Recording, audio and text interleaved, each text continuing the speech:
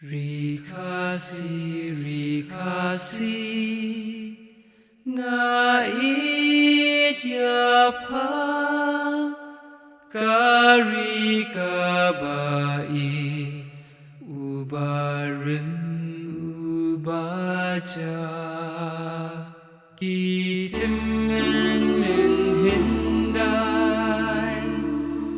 langamnya isu Jengken mau yakikan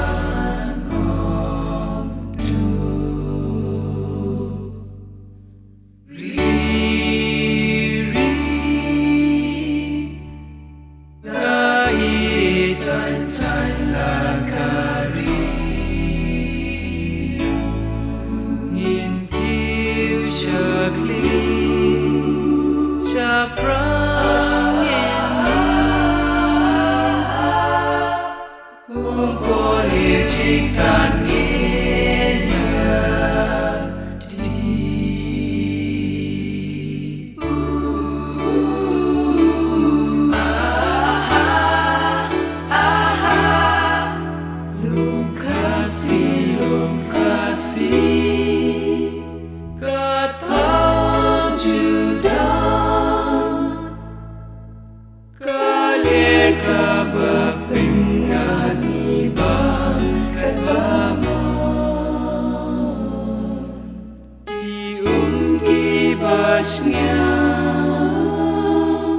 Gitu cakiwa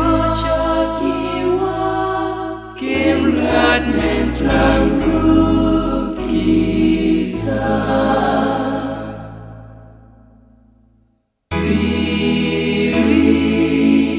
Ngai tan lakari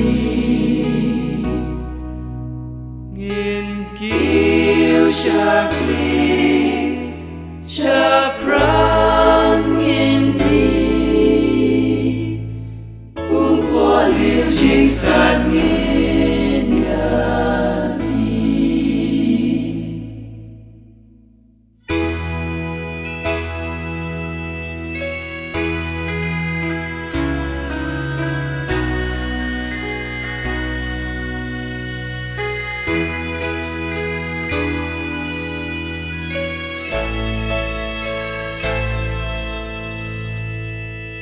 Boleh jingsan